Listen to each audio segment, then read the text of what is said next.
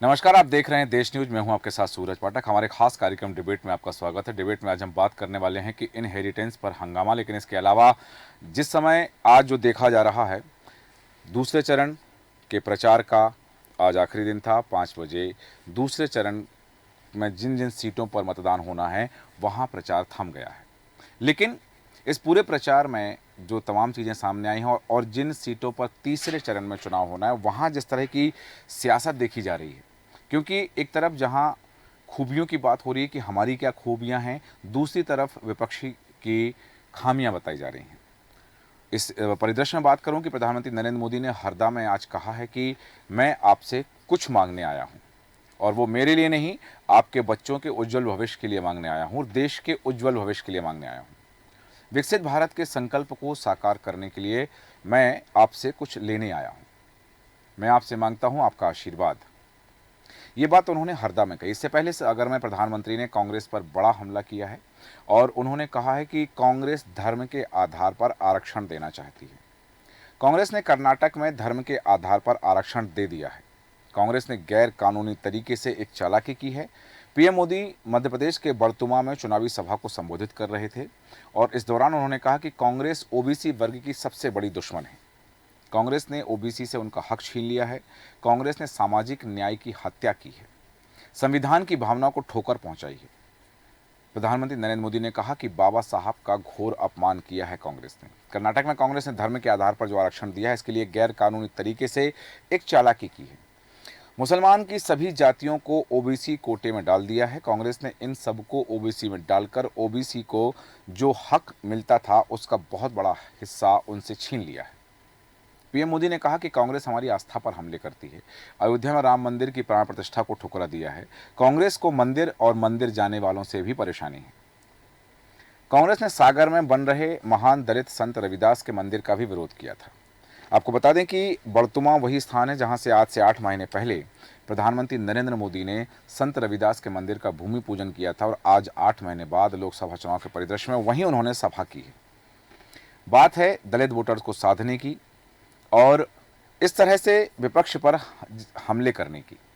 ये जो शाब्दिक हमले किए जा रहे हैं, इन शाब्दिक हमलों के कई मायने हो सकते हैं।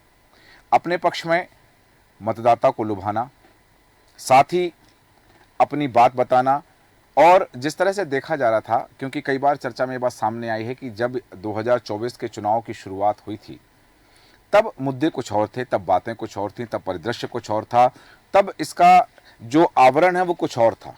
लेकिन शनै शनै जैसे जैसे वक्त बदलता रहा, आगे बढ़ता रहा, ठीक उसके बाद वो परिदृश्य बदलता रहा और चुनाव का आवरण भी परिवर्तित हो गया। इस परिवर्तन की वजह क्या है? इससे मतदाता के मन पर क्या फर्क पड़ने वाला है और क्या मतदाता का मौन और मतदाता की मुखरता, ये दोनों के आशय क्या है, इस पर हम चर्चा करेंगे। खास मेहमान हैं हमारे साथ, आपका परिचय कराते हैं। हमारे साथ हैं भारतीय जनता पार्टी के प्रवक्ता ब्रजगोपाल लोहिया जी। ब्रजगोपाल जी, बहुत स्वागत है आपका देश न्यूज में। साथ ही हमारे साथ हैं आम आदमी पार्टी के प्रवक्ता रमाकांत पटेल जी। रमाकांत पटेल जी, आपका स्वागत करते हैं। और राजनीतिक विश्लेषक विभांशु जोशी जी हमारे साथ हैं। विभांशु जोशी जी, आपका भी बहुत स्वागत करते हैं। सबसे पहले आना चाहूँगा ब्रजगोपाल जी आपके पास।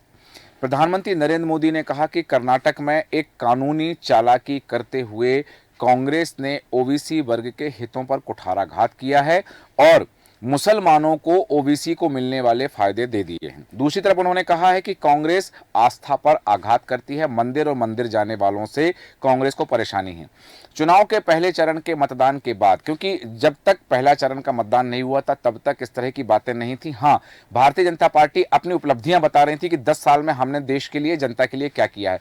अब इस तरह की बातों की औपचारिकता, उपादेयता कहां से आई है? नहीं, देखिए, माननीय प्रधानमंत्री जी ने वही कहा है जो सत्य है जी प्रधानमंत्री जी ने कोई ऐसा शब्द नहीं कहा है जो असत्य हो। जी कर्नाटक में आपने किस तरह से वहां ठगी की है, जो बहुसंख्यक समाज का ओबीसी है उसके साथ ठगी की है जी कि आपने जो ओबीसी का आरक्षण था उसमें ज्यादातर मुस्लिम जातियों को जोड़ दिया और ज्यादातर मुस्लिम जातियों को जोड़ने का नतीजा ये निकला कि वहां जो बहुसंख्यक हिंदू है वो नौकरियों से, शासन के आरक्षण से मिलने वाले लाभों से वंचित होता चला जा रहा है। अब प्रश्न इस बात का है कि क्या क्या ये तुष्टीकरण नहीं है और तुष्टीकरण की ये पराकाष्ठा है।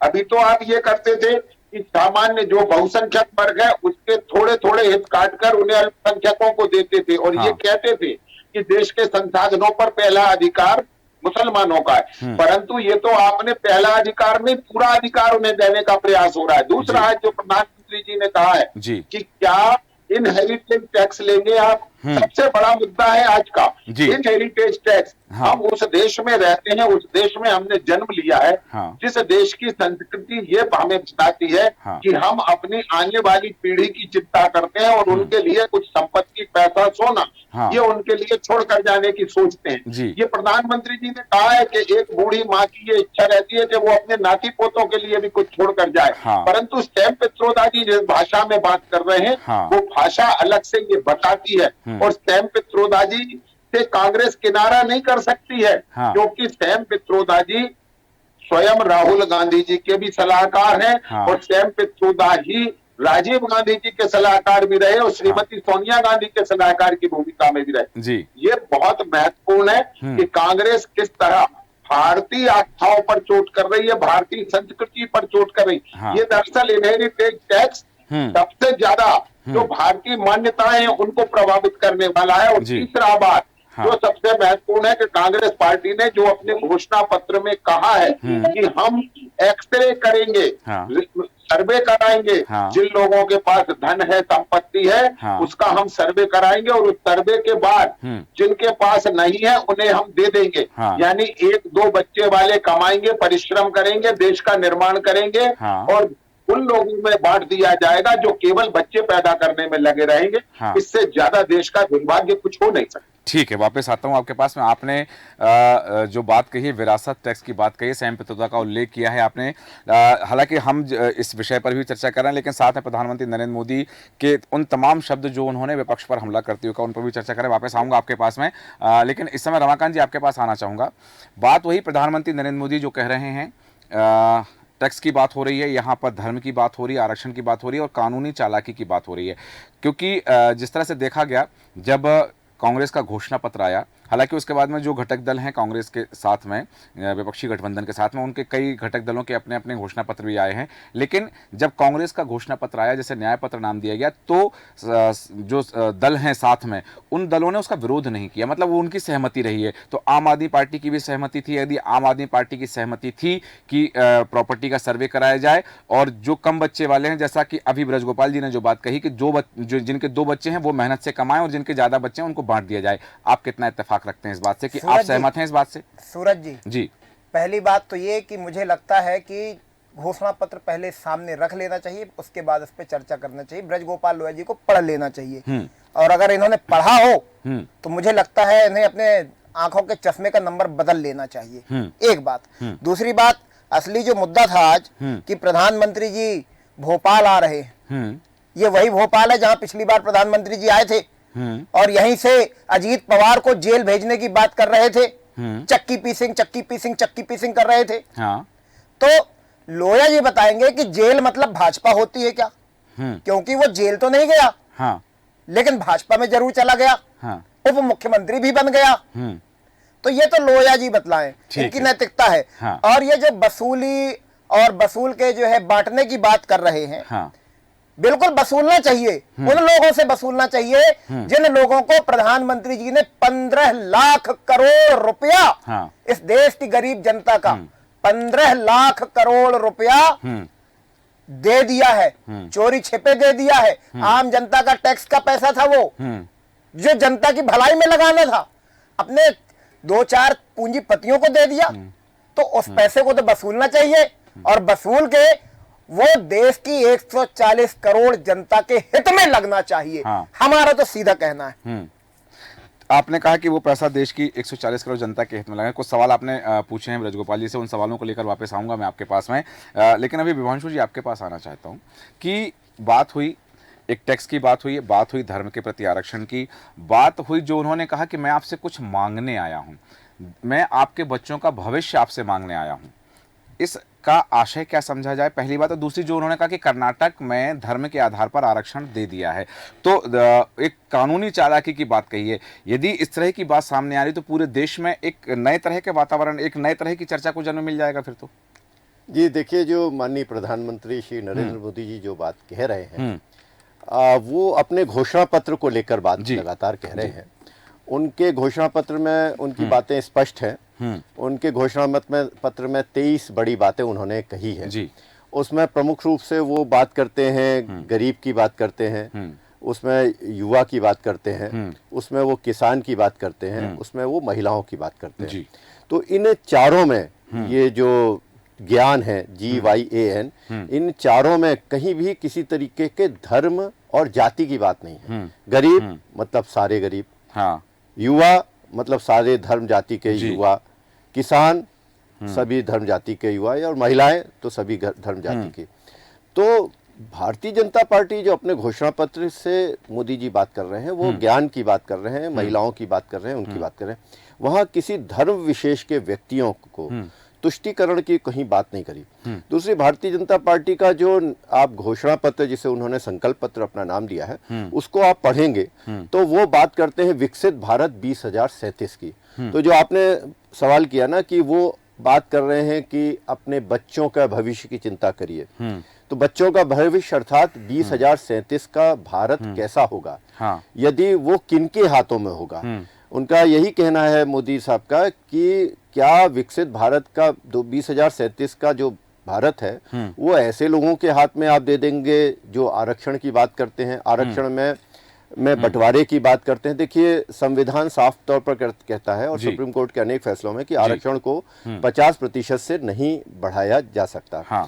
यदि अब कोई भी राजनीतिक दल किसी को भी आरक्षण देता है तो उसी आरक्षण के अंतर्गत ही आरक्षण देगा।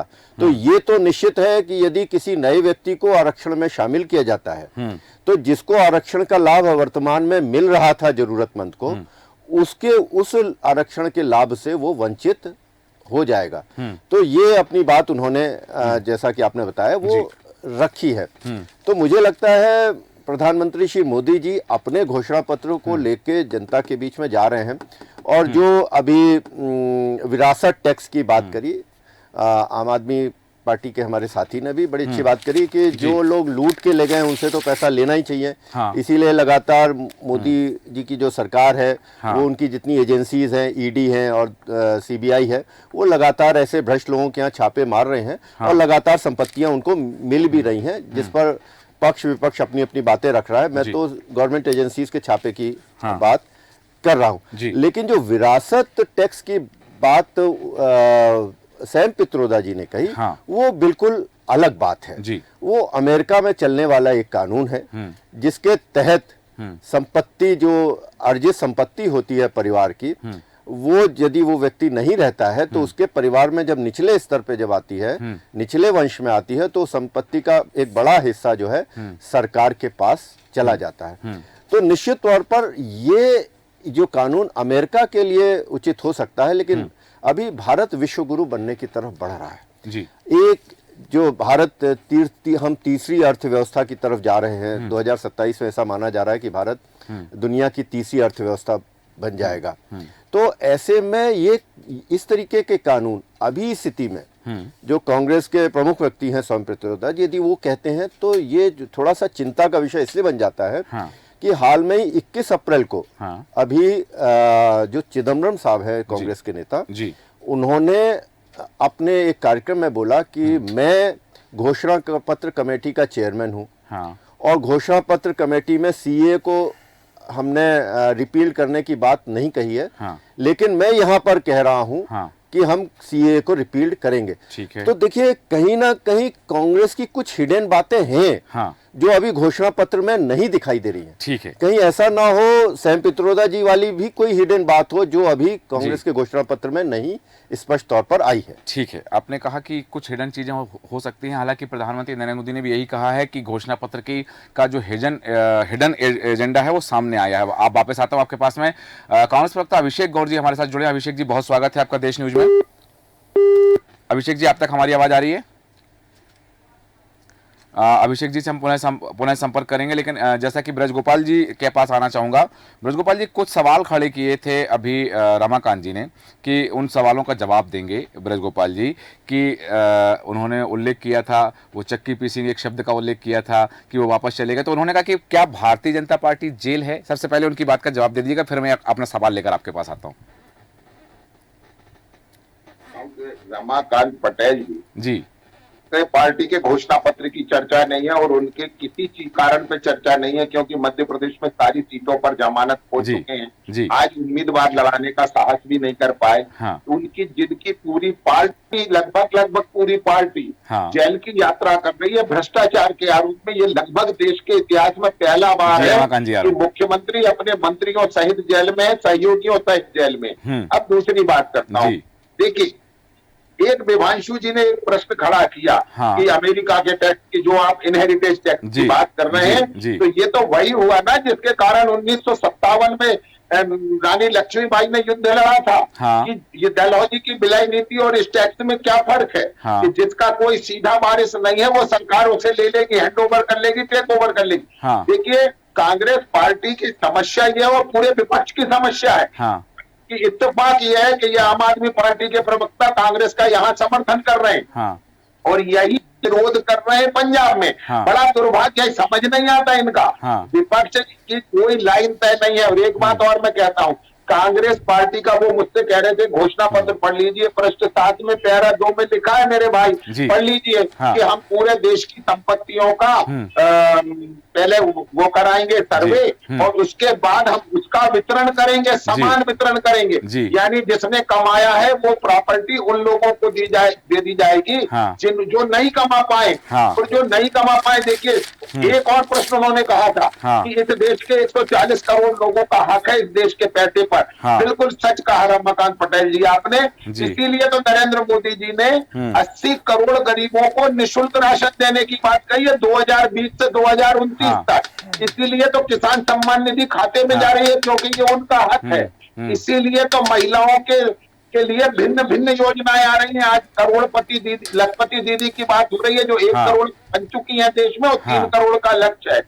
किस तरह महिला कल्याण, नारी कल्याण, किस तरह प्रधानमंत्री आवास, किस तरह उज्ज्वला योजना, यह वही धन है। परंतु रमाकांत जी तो अभी कह रहे थे कि उनसे वापस ले लिया जाना चाहिए। ये देखिए ये दुर्भाग्य है कि जिन पार्टियों में कोई समानता नहीं है परंतु एक समानता है कि भ्रष्टाचार के आरोप है। एक के नेता जेल में है और एक के नेता बेल पे हैं।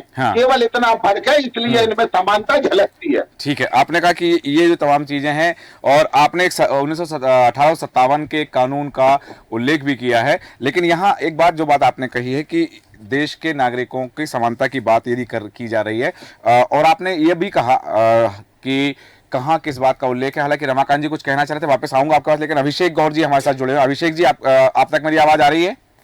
जी भी आ रही। बहुत स्वागत है देश न्यूज में। कांग्रेस प्रवक्ता अभिषेक गौर जी हमारे साथ हैं। जिस तरह से बात हुई कि प्रधानमंत्री नरेंद्र मोदी सीधा आरोप लगा रहे हैं कि कांग्रेस ने धर्म के आधार पर जो आरक्षण दिया है वो कानूनी चालाकी की है और एक बहुसंख्यक वर्ग के हितों को उठा करके दूसरे वर्ग को दे दिया है। इस पर क्या कहना चाहेंगे आप? सबसे पहले तो मैं आपको बताना चाहूंगा जी, आज अपन जो बात कर रहे हैं मोदी जी को लेके जी, आज माननीय मोदी जी एमपी के दौरे पर हैं और हमारे जिले सागर में उनका एक दौरा था जी। इतना खिलाफ दौरा उनका जी। 50,000 लोगों के बैठने की व्यवस्था की गई थी, 50,000 लोग भी नहीं आ पाए जी। ये उसका सीधा उदाहरण है कि नेताओं का और आम जनताओं का, बीजेपी के नेताओं का भी और आम जनताओं का मोदी से मोह भंग हो गया है। अच्छा। दूसरा, इनका जो घोषणा पत्र है वह केवल और केवल चुनावी जुमला साबित होगा। ये आप लिख के रख लीजिए, चुनाव के बाद फिर बोलेंगे कि ये मेरा चुनावी जुमला था, मैंने चुनाव जीतने के लिए इस टाइप का घोषणा पत्र। लेकिन अभिषेक जी वो अपने घोषणा पत्र की तो बात ही नहीं कर रहे, वो तो आपके घोषणा पत्र की बात कर रहे हैं कि आपने अपने घोषणा पत्र में जिन बातों का उल्लेख किया है और जिन विरासत कर की आपने बात कही है, आपने महिलाओं से उनका सोना छीनने की बात कही है, वो तो आपके घोषणा पत्र की बात कर रहे हैं। नहीं, ऐसा बिल्कुल नहीं है। हमारे घोषणा पत्र में ये सरासर निराधार आरोप है। हमारे घोषणा पत्र है, उसको आप एक बार पढ़िए। उसमें सारे घोषणा पत्र हमने केवल बेरोजगारी खत्म करने की बात करी है, किसानों को उनका हक दिलाने की बात करी है, जो युवा बेरोजगार हमारे रोड पे घूम रहे हैं उनको नौकरी दिलाने की बात करी है, अग्निवीरों को जो मोदी ने 5 साल के बाद अलग करने की, उनको हमने स्थायी करने की बात करी है। 2 लाख से ज्यादा बेरोजगार रोजगार दिलाने की बात करी है। आपने प्रॉपर्टी सर्वे की बात कही अपने घोषणा पत्र में? हाँ, कही है। तो प्रॉपर्टी सर्वे का यही तात्पर्य है कि जिनके पास ज्यादा है उनसे लेकर के जिनके पास कम है उन्हें दे दिया जाएगा? नहीं, उसका ऐसा मतलब नहीं है। पहले हम उसकी जांच कराएंगे। हाँ। यदि जिसके पास ज्यादा है, पेपर नहीं है, तो उसके बाद कानूनी कार्रवाई होती है। उस कानूनी कार्रवाई के आदेश लीगल। ठीक है अभिषेक जी मेरा एक निजी सवाल है, यदि कोई व्यक्ति आप पर बेवजह कोई आरोप लगाता है कि आपने अनर्गल टिप्पणी की है, आपने कोई ऐसी बात कही है जो आपने कही नहीं, उसके खिलाफ आप क्या करेंगे?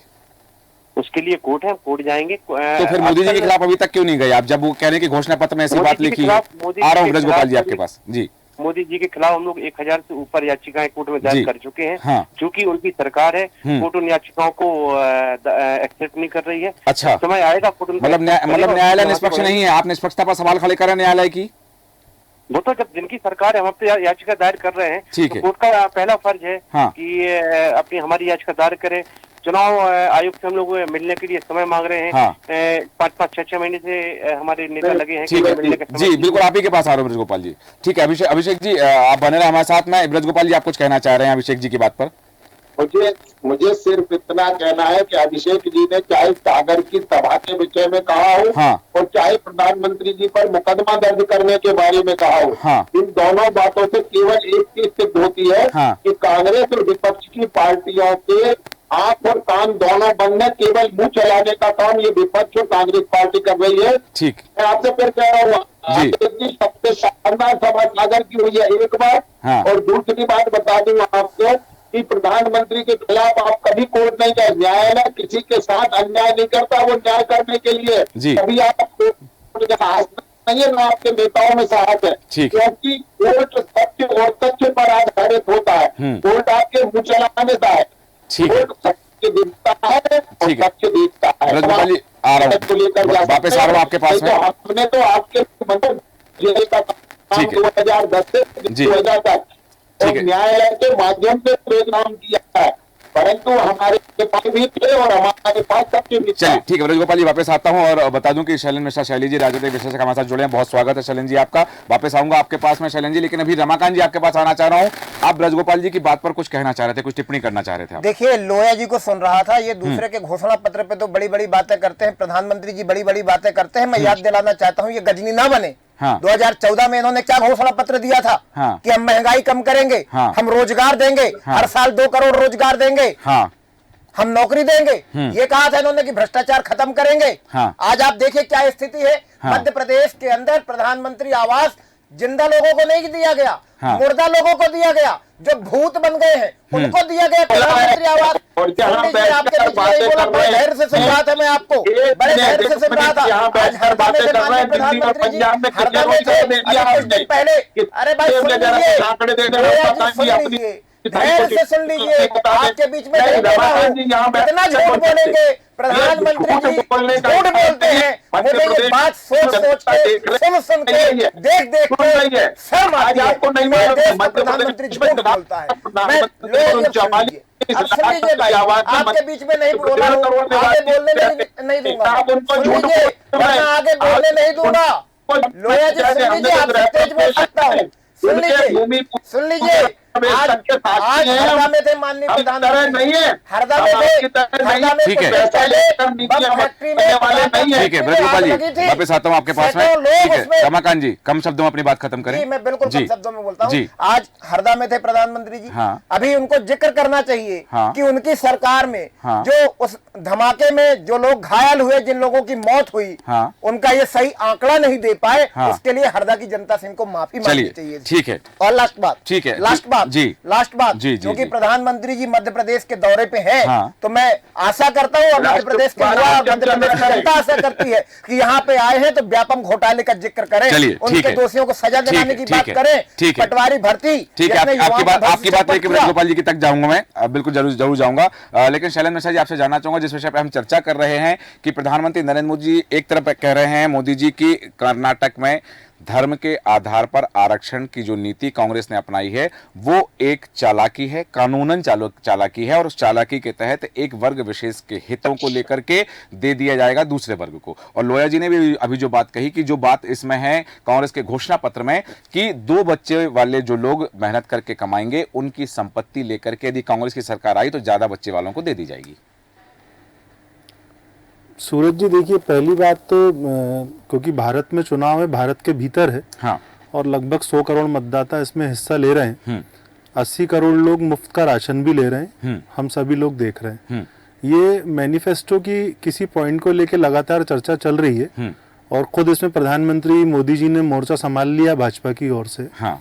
जहाँ तक मेरा संज्ञान में है, कांग्रेस पार्टी ने ये कहा है कि जो असमानता है प्रॉपर्टीज में लेके या इनकम को लेके, हाँ, उसको लेके वो भविष्य में उस पर विचार करेगी अगर उनकी पार्टी सत्ता में आती है तो। उसकी मूल बात यह है कि जो देश में 70% आबादी है वो ओबीसी SC ST की है, ये कांग्रेस का तर्क है। और उनका कहना यह है कि जो बड़े व्यवसाय घराने हैं, हाँ, या जो बड़े व्यवसायी हैं, बड़े परिवार हैं भारत के, उनमें इन लोगों की हिस्सेदारी कम है। तो अगर एक तरफ कांग्रेस यदि ये कह रही है कि हम संपत्तियों का भी पता लगाएंगे भविष्य में, किसी के पास आय से अधिक अगर संपत्ति है, हाँ, तो निश्चित ही वो उसके पास नहीं रहना चाहिए, नियम तो अभी भी है, गोपाल जी आप ही के पास है ना जी, हाँ। अब दूसरी बात ये आती है कि अभी जब चुनाव का 2nd फेज की वोटिंग आ रही है, हाँ, ऐसे में जनता के बीच में अगर भारतीय जनता पार्टी जा रही है तो उन्होंने तो 10 वर्षों में बहुत अच्छा काम किया है, राम राज की जो कल्पना है वो साकार होने वाली है। तो मुझे लगता है कि ये छोटी मोटी बातों पे विषय को बदलकर अगर उसमें आप तर्क का जो है कुतर्क कर रहे हैं तो जनता मिसगाइड हो रही है। आप तो जनता को अपनी बात करो, हाँ, कि आपने क्या दे दिया है और क्या देने वाले हो। एक तरफ तो आप 2047 का विजन बता रहे हैं, हाँ, दूसरी तरफ जो बातचीत है वो आप देखिए, देश का मतदाता और देश की जनता सुनना चाह रही है। तो आप जो बयान दे रहे हैं, 2 चुनाव में पिछले लोकसभा के कांग्रेस पार्टी के कुछ नेताओं ने अनर्गल बयान दिए थे, उसका खामियाजा कांग्रेस आज तक भुगत रही है। ठीक है। तो ये अपेक्षा जो प्रबुद्ध वर्ग है और जो मतदाता है वो इस प्रकार की बयानबाजी भाजपा से उम्मीद नहीं करता है। सूरज जी ठीक है, आपने कहा कि ये विषय को भटकाने वाली बात है। ब्रजगोपाल लोहिया जी, चूंकि समय की सीमा है, कम शब्दों में अपनी बात रखें, कुछ कहना चाह रहे थे आप? मुझे सिर्फ एक शब्द, मुझे कुछ भी नहीं कहना है, मुझे सिर्फ इतना कहना है, हाँ, कि जिस परिवार ने अपनी 4 पीढ़ियों से कोई काम नहीं किया, ना कभी खेती की, ना व्यवसाय किया, ना मजदूरी की, हाँ, कुछ नहीं किया, मगर उनकी अरबों की संपत्ति है जिसको वो घोषित करते हैं, हाँ, प्रश्न इस बात का है कि इन लोगों की संपत्ति को सबसे पहले बांट दिया जाना चाहिए, ठीक है, जो किस तरह से बढ़ रही है। दुर्भाग्य इस देश का ये है कि जिनके पास अनैतिक धन है वो नैतिकता का पाठ पढ़ाने निकले हैं। ठीक है, बड़े चुनौती पूर्वक कहता हूँ, कोई बता दे कि 4 पीढ़ी से नेहरू गांधी खानदान ने कोई काम किया हो, कोई कर्म कुछ नहीं, केवल देश को रूल करेंगे, उसको लूटेंगे और उसके माध्यम से कमाई संपत्ति से दूसरों पर फिर रूल करने की कोशिश करेंगे। दुर्भाग्य। चलिए ठीक है, अभिषेक जी जो बात कही है, जी आ रहा हूं आपके पास शैलेंद्र जी, अभिषेक जी से उनका मतलब लेना चाहूंगा। अभिषेक गौर जी, जैसा कि ब्रजगोपाल लोहिया जी ने जो बात कही कि बिना कोई काम किया कुछ संपत्ति बढ़ते जा रही, क्या आप अपनी संपत्ति देंगे गरीबों को जिनको जरूरत है? देंगे, बिल्कुल देंगे। यदि हमारे पास अतिरिक्त संपत्ति निकलती है, हाँ, और सरकार कहेगी तो हम अपनी संपत्ति जरूर दान करेंगे। उसके लिए सरकार यदि बीजेपी की है तब भी फिर तो आपत्ति नहीं होगी कि भाई हमारी संपत्ति कोई भी सरकार हो, कोई भी सरकार हो, कानून चाहे बीजेपी की सरकार हो, सरकार किसी की कमाई हुई संपत्ति की नहीं छुड़ाएगी, परंतु जिनके पास अनैतिक है उसे जरूर छुड़ाएगी। भारतीय जनता पार्टी की सरकार जनता से लिए हुए टैक्स के पैसे को चुराने का काम ही करेगी, भारतीय जनता पार्टी के पास तो mega engineer, Bharatiya Janata party के पास मुझे बोलने का मौका दीजिए पहले आप,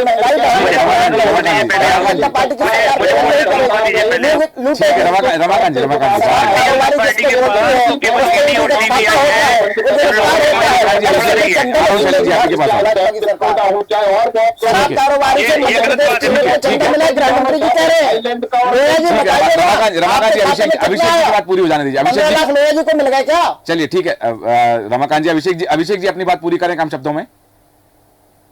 भारतीय जनता पार्टी के पास केवल ईडी और सीबीआई एक ऐसी संस्था बना ली है जो अभी भी लोगों की कमाई हुई संपत्ति छुड़ा रही है। यदि किसी के पास अवैध संपत्ति है, ईडी सीबीआई पहुंच जाए, बीजेपी ज्वाइन कर लेती है, तो उसके पास अवैध संपत्ति रहती है। ना कोई अवैध संपत्ति है, ना कुछ है, वो दूध का धुला हुआ हो जाता है। चलिए ठीक है अभिषेक जी, शैलेंद्र जी कुछ कहना चाह रहे थे आप? सूरज जी, दो बात है महत्वपूर्ण जिनको मैं कम शब्दों में बोलने का प्रयास करता हूं। अभी आपकी चर्चा में आई, हाँ, भारतीय जनता पार्टी प्रवक्ता लोहिया जी भी बड़े वरिष्ठ हैं और सभी इस चर्चा में शामिल लोग वरिष्ठ हैं जी। ये जो ज्यादा बच्चे पैदा करने वाली बात है, हाँ, तो ये जो वर्ग के तरफ इशारा है या जो भी है जी, तो क्या वो लोग भारतीय नागरिक नहीं है? क्या वो लोग भारतीय मतदाता नहीं है? क्या एक समुदाय विशेष में ही एक से या दो से अधिक बच्चे ने जन्म लिया? बहुसंख्यक परिवारों में भी बहुत सारे संख्या में ऐसे लोग मिल जाते हैं जी। तो ये पॉइंट ही गलत है जो बीजेपी ने रेस किया है। क्या भारतीय जनता पार्टी इस देश को बिल्कुल बांटना चाहती है क्या हिंदू मुसलमान में? क्या मुसलमान मतदाता नहीं है क्या जी? तो ये मुझे लगता है वरिष्ठ लोगों के मुंह से शोभा नहीं देता। एक तरफ अब देश के सभी नागरिकों के कल्याण की बात करते हैं, ठीक है, तो मेरा तो ऐसा व्यक्तिगत मानना है देश में भाईचारा बढ़े, एकता अखंडता बढ़े। जिसने भारत की सरजमी पे जन्म लिया है, जो बच्चा भारत का नागरिक है, वो आगे चल के बड़ा होके भारत में रह के पढ़ाई करके काम कर रहा है, वो किसी भी धर्म समुदाय का हो, उसकी भारत की सफलता में, भारत की आर्थिक सफलता में और पूरी देशव्यापी और अंतर्राष्ट्रीय व्यापी सफलता में उसका हक होना चाहिए। और जनता को सुख चैन से वो अपना काम करे, जनता पे टैक्स की मार कम हो, ऐसे प्रयास भारत की सरकार को करना चाहिए। और एक तरफ हम अतिथि देवों की भव की परंपरा की भी बात करते हैं, तो ये घुसपैठिए कौन है? और आखिरी बात 10 सेकंड में समाप्त करता हूँ।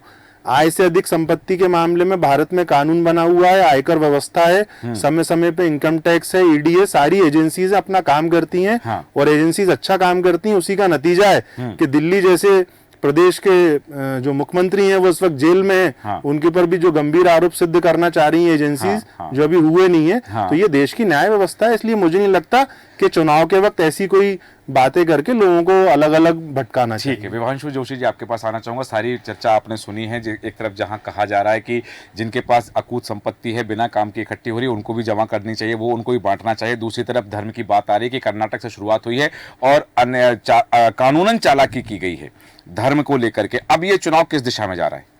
देखिए, मुझे तो यही विश्वास है जी, कि देश का चुनाव जो है वो विकास की तरफ ही फाइनली जाएगा। लोग विकास की ही बातें करेंगे और जो भी राजनीतिक दल है वापस अपने एजेंडे में आएंगे। जो उनकी घोषणा पत्र में जो बातें उन्होंने कही हैं, उन्हीं पर सबको बातें रखनी पड़ेगी। क्योंकि अब देखिए, सोशल मीडिया का जमाना है, देश की जनता बहुत जागरूक हो गई है। वो विकास की बात करती है, वो अपने परिवार में अपने बच्चों की बातें करती है। तो आने वाले समय में हमारे सामने, दुनिया के सामने एक लड़ाई लड़नी है। भारत को विश्व गुरु बनाने के लिए हमें काम करना है जी। हाँ, ये जरूर मैं थोड़ा सा कांग्रेस से ये जरूर आशा रखूंगा कि वो जो समानता की बात उन्होंने अपने घोषणा पत्र में कही, तो समानता के देखिए जो हमारे संविधान में अनुच्छेद 15 में समानता में धर्म के आधार पर किसी तरीके का विभेद नहीं किया जा सकता। तो ये अपने समानता का जो उन्होंने पहला चैप्टर लिया है, उसमें उन्होंने अल्पसंख्यकों को भी शामिल किया है जी। और उनको बैंकों से कर्ज दिलाने के लिए कि उनके पास कम है, उनकी आर्थिक मजबूती की उन्होंने बात करी है जी। तो थोड़ा सा कांग्रेस को स्पष्ट होकर आना चाहिए कि वो इसमें क्या कहना चाह रही है। यदि वो अल्पसंख्यकों के साथ, मुस्लिम समाज के साथ खड़ी है, तो आगे आए और स्पष्ट तौर पर अपने घोषणा पत्र को 140 करोड़ जनता के सामने, जैसा कि उसमें 100 करोड़ मतदाता हैं, उनको स्पष्ट कर दे। थोड़ा बिल्कुल सही कहा आपने कि जो चीजें हैं वो स्पष्ट होना चाहिएगा। चूंकि क्लोजर स्टेटमेंट हो चुका है, लेकिन रमाकांत जी आप कुछ कहना चाह रहे थे, 10 सेकंड में अपनी बात रखें। जी देखिए, मैं केवल इतनी सी बात कहना चाहता हूँ कि जो कांग्रेस के घोषणा पत्र पे आज सवाल उठाया जा रहा है, मेरा आग्रह है कि घोषणा पत्र पढ़ लिया जाए, उसके बाद उसमें सवाल उठाए तो ज्यादा अच्छा है। कुतर्क करने की मतलब नहीं। और आखिरी बात 10 सेकंड में कि आज ईडी और सीबीआई का उपयोग केवल भारतीय जनता पार्टी का प्रचार करने के लिए, भारतीय जनता पार्टी को मजबूत करने के लिए, आर्थिक रूप से मजबूत करने के लिए और विरोधियों को खत्म करने के लिए किया जा रहा है। ये पूरे देश की जनता। चलिए रमाकांत जी, मेरा एक सवाल है, अन्यथा ना लें। जब सदन में आपकी उपस्थिति रही है, आपके सांसद रहे हैं, तो क्या ईडी और सीबीआई को भंग करने के लिए कोई एक प्रस्ताव दिया गया आपके सांसद के द्वारा? देखिए, दुरुपयोग करना एक अलग बात है, यही एजेंसियां, इनमें अच्छे अधिकारी हैं, हाँ। ये अच्छा काम कर सकती हैं, हाँ। लेकिन इनका इस्तेमाल आज विरोधियों को खत्म करने के लिए, सरकारों को गिराने के लिए, विरोधियों को अपने दल में मिलाने के लिए किया जा रहा है। तो ये गलत है। हालांकि चर्चा हमारी शुरुआत कहीं और से हुई थी, बात आ गई एजेंसियों के दुरुपयोग को लेकर के, लेकिन हम जिस विषय पर हमने चर्चा शुरू की थी कि एक तरफ जहां विरासत टैक्स की बात कही जा रही है, दूसरी तरफ धर्म के आरक्षण की बात कही जा रही है। हालांकि प्रधानमंत्री नरेंद्र मोदी ने कहा है, सागर में भी कहा है, हरदा में भी कहा है कि मैं दलितों के लिए, पिछड़ा वर्ग के लिए, ओबीसी के लिए और आदिवासियों के आरक्षण की रक्षा करूंगा, ये उन्होंने स्पष्ट कर दिया। हालांकि बिंदु और जिन पर हम चर्चा कर सकते हैं, पर समय अनुमति नहीं देता, इसलिए चर्चा को विराम देंगे। ब्रजगोपाल लोहिया जी, अभिषेक गौर जी, रमाकांत पटेल जी, विभांशु जोशी जी, शैलेंद्र मिश्रा जी, आप सभी का धन्यवाद चर्चा में शामिल होने के लिए। बात हो रही है कि इनहेरिटेंस पर हंगामा तो है, लेकिन जिस तरह से हरदा और सागर में प्रधानमंत्री नरेंद्र मोदी ने कहा है कि मैं आपके बच्चों का भविष्य मांगने के लिए आया हूं, सुनहरा और उज्जवल भविष्य मांगने आया हूं, धर्म के आधार की बात कही कि कर्नाटक में धर्म के आधार पर कांग्रेस ने आरक्षण दे दिया है, पूरे देश में कहीं यह स्थिति ना हो जाए, इस बात के लिए जनता को आगाह कर रहे हैं। बात शुरू हुई थी मंगलसूत्र से, बात पहुंची है विरासत तक कि विरासत के टैक्स की बात कही है। देखना है कि यह चुनाव हमें और कौन कौन से रंग दिखाता है। हमारे आज के खास कार्यक्रम में इतना ही। बने रहें देश न्यूज के साथ। नमस्कार।